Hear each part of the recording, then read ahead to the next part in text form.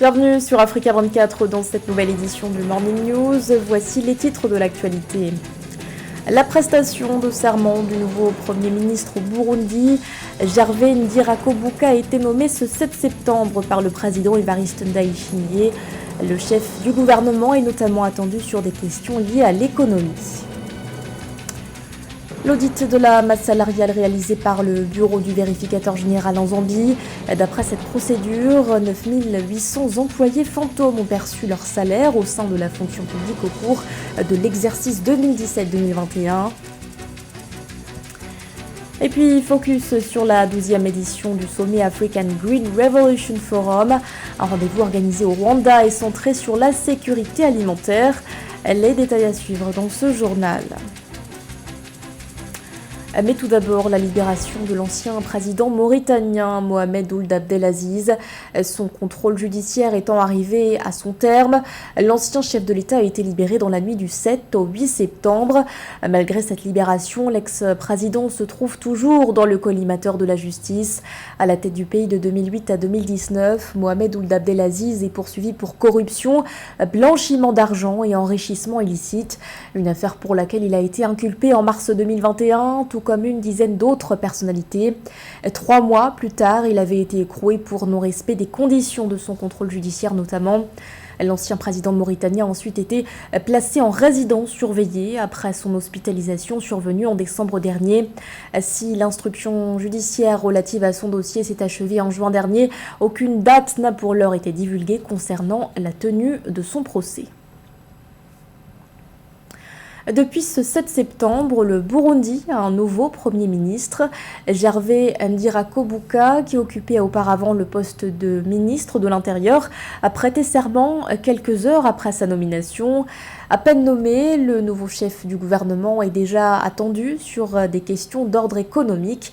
À ce sujet, l'opposition burundaise a lancé un appel aux partis au pouvoir. Nathalie Mou.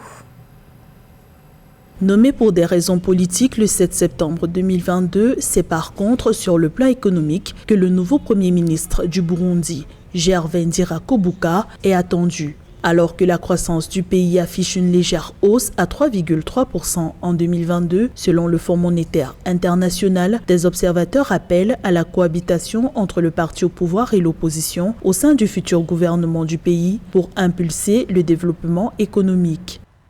Nous pensons que le président de la République et son Premier ministre, qui vient d'être approuvé par le Parlement, pourront se concerter pour constituer un gouvernement capable de faire bouger l'économie de la nation, de faire bouger la gouvernance dans cette nation.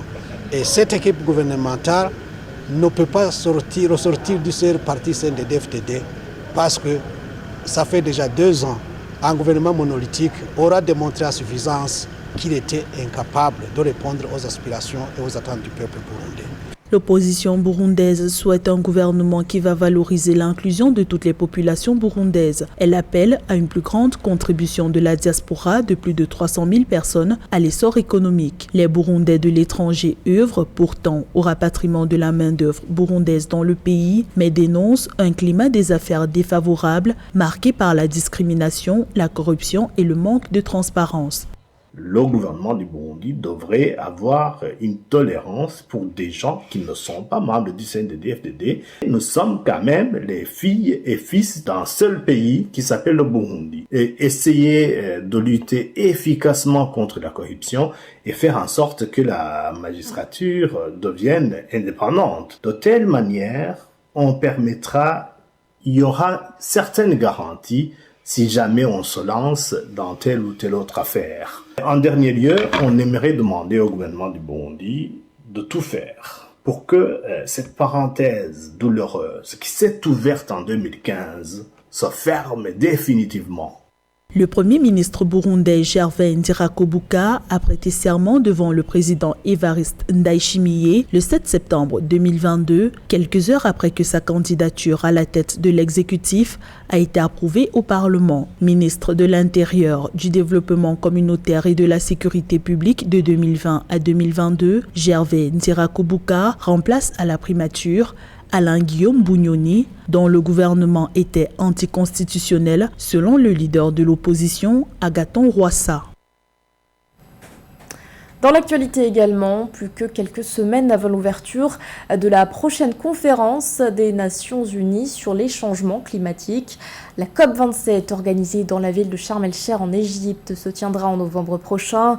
À l'approche de ce rendez-vous, les ministres africains des Finances, de l'économie et de l'environnement se sont donné rendez-vous en Égypte du 7 au 9 septembre. L'occasion de définir une vision africaine commune qui sera ensuite présentée à la communauté internationale.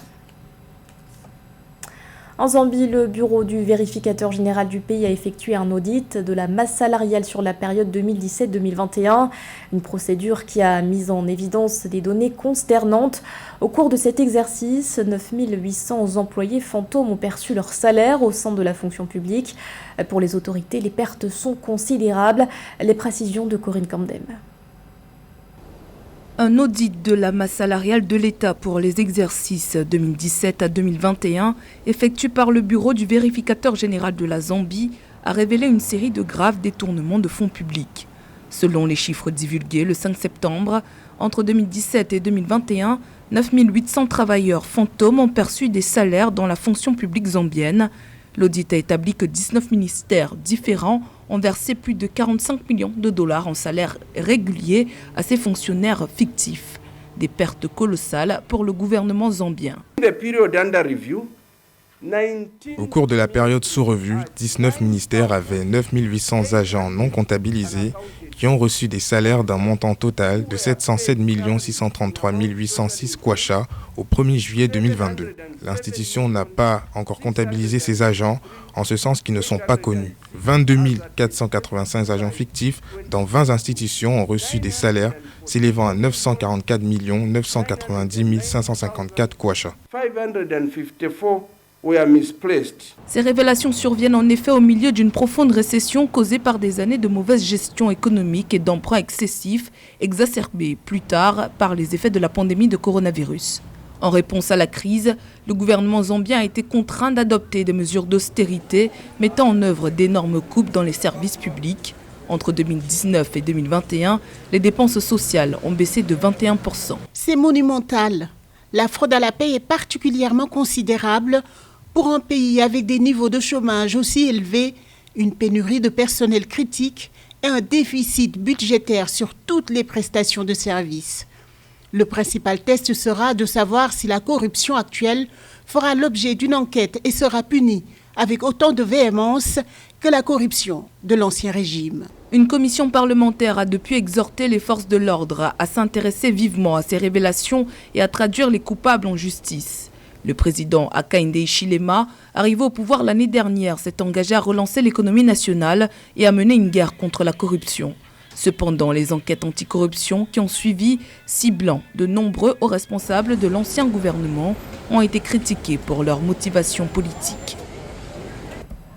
Et sachez que le président zambien a récemment limogé le secrétaire permanent du ministère des Mines, Sakwiba Muziwa. Il a été remplacé par Mouya Lumumba.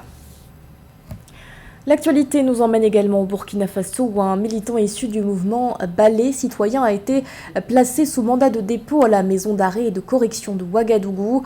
Olo Mathias Kambou est poursuivi par la justice pour outrage au chef de l'État.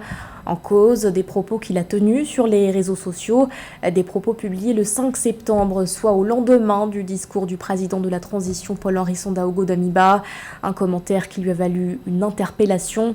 Le militant avait par la suite été conduit à la brigade centrale de lutte contre la cybercriminalité. Son interpellation n'a pas laissé le balai citoyen indifférent. Le mouvement avait appelé ses partisans à manifester pour demander sa libération. Cultiver, nourrir et récompenser, action audacieuse pour des systèmes alimentaires résilients, tel était le thème de la 12e édition du sommet African Green Revolution Forum qui se tient actuellement à Kigali au Rwanda. Pendant ces 4 jours d'échange, des tables rondes sont organisées sur les politiques et les capacités de l'État ou encore sur la production durable. Plus de précisions dans ce reportage de notre correspondant Fraterne Dakaï Senga. L'ouverture officielle du sommet sur les révolutions vertes en Afrique a eu lieu ce 6 septembre 2022 à Kigali, au Rwanda. Plus de 2500 participants prennent part aux discussions qui ont comme objectif principal de définir comment les pays africains peuvent traduire leurs engagements en stratégies concrètes en vue de la sécurité alimentaire de tous les Africains.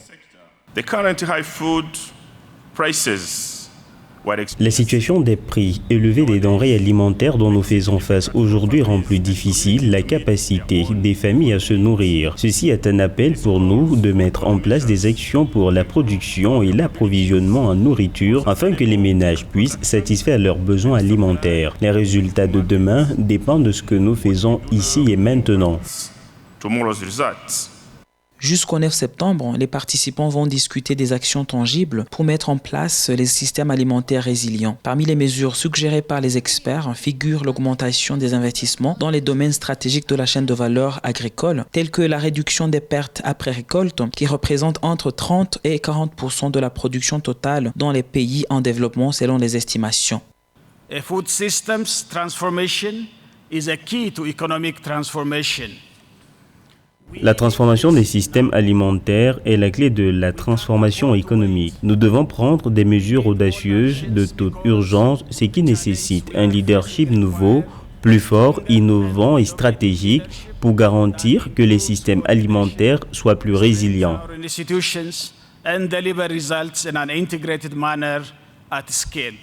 En marge du sommet, il a été lancé un rapport 2022 sur la situation de l'agriculture en Afrique. Selon ce rapport, les estimations des besoins d'investissement de l'Afrique pour déclencher et soutenir la transformation agroalimentaire varient entre 40 et 67 milliards de dollars par an pour le secteur public et jusqu'à 180 milliards de dollars pour le secteur privé. Et à l'heure où la problématique du réchauffement climatique est au cœur des préoccupations, retour sur le sommet de Rotterdam. L'enjeu était d'augmenter les financements pour le programme d'accélération de l'adaptation en Afrique, lancé par la Banque africaine de développement et le Centre mondial pour l'adaptation en 2021. Ce programme vise à mobiliser d'ici 2025 25 milliards de dollars pour concrétiser des initiatives d'adaptation dans le domaine de la finance climatique notamment. Nathalie Mo.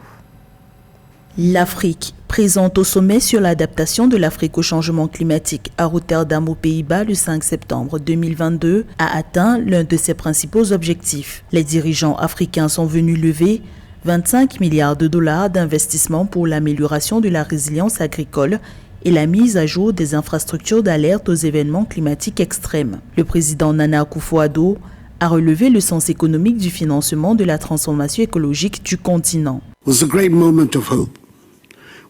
Nous sommes confrontés à des événements extrêmes liés au climat de plus en plus intense. Nous sommes à la croisée des chemins. Si nous voulons que notre continent prospère, nous devons nous adapter au changement climatique. Et pour y parvenir, le financement de l'adaptation doit commencer à être acheminé à grande échelle. Le programme d'accélération de l'adaptation en Afrique, avec un accent particulier sur la sécurité alimentaire, les infrastructures résilientes, le financement climatique et l'emploi des jeunes, est la solution de l'Afrique aux multiples crises auxquelles nous sommes confrontés.